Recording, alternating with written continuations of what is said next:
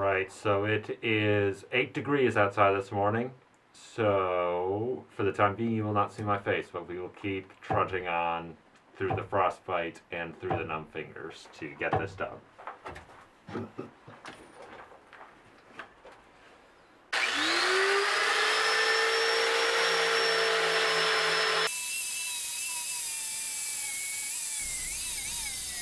So, all I'm doing here is brushing off what scale is left on the blade and evening out the color because there are some shades left from the tempering, as you can see at the end, if I didn't bump the camera too far.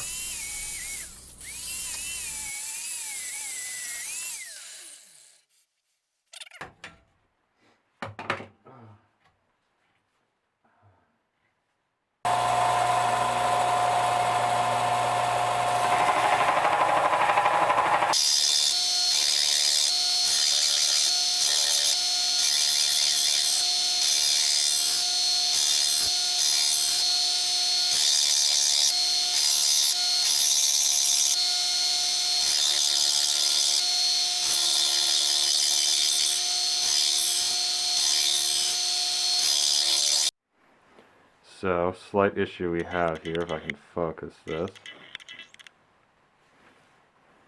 You can see the blade seems to have warped downwards in the quench, and I already tempered it, although not sure I'd be very effective to attempt to temper it, to bend it back while tempering, but looks like we'll have to re-grind the edge here as well.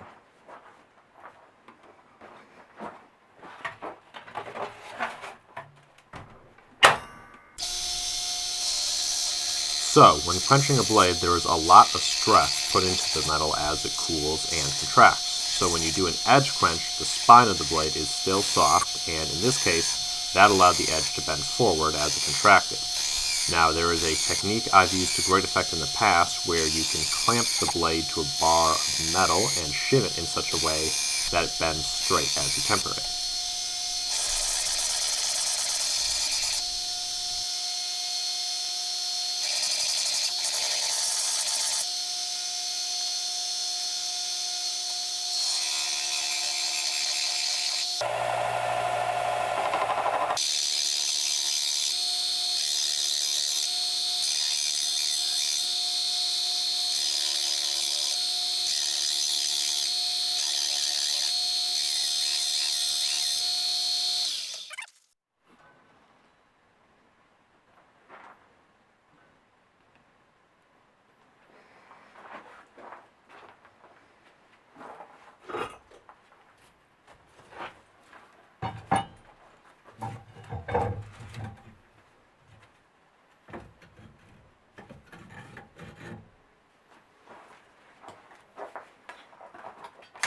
Now, because it's the thinnest part of the blade, the tang is also one of the weakest. So what I'm doing here is tempering it far beyond what you would temper any blade or even spring, so that there is no brittleness left in it after the quench.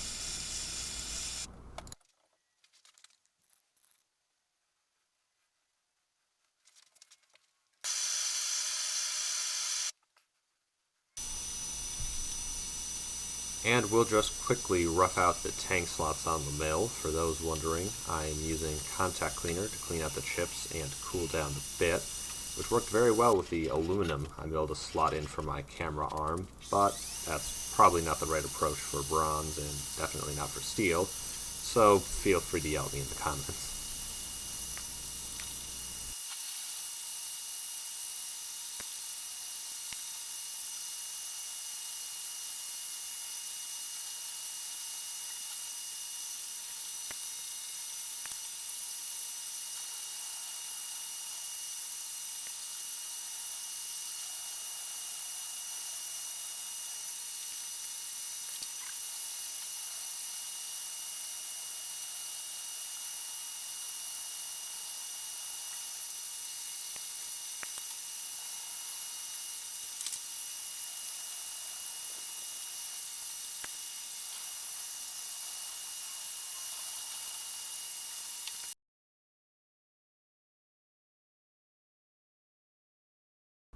Now for the long and very boring part of me filing out all those slots so they fit. You'll get a better view once I realize how much the lens has fogged up. There we go. So I'm just switching between several different files as I get the bigger, more aggressive files to fit in the slot.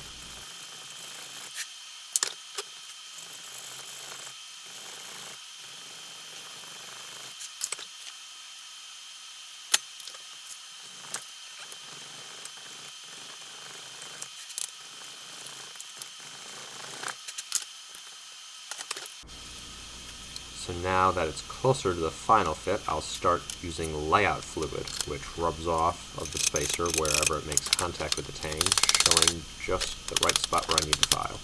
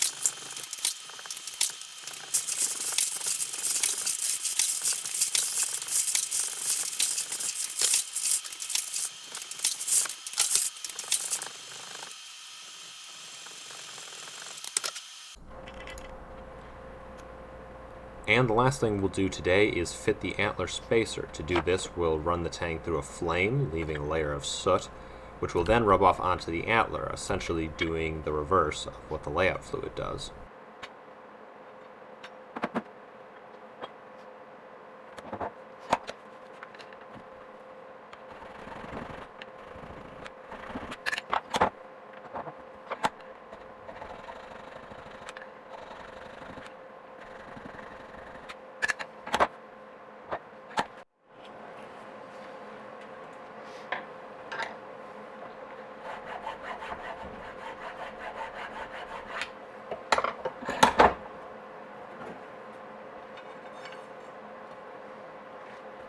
And that's it for today. If you guys liked the video, you can support me by buying from my Etsy shop. You can also follow me on Instagram, and be sure to subscribe to my Rumble, because I'll be doing a giveaway there in a few weeks. So I'll see you tomorrow, hopefully with some better weather.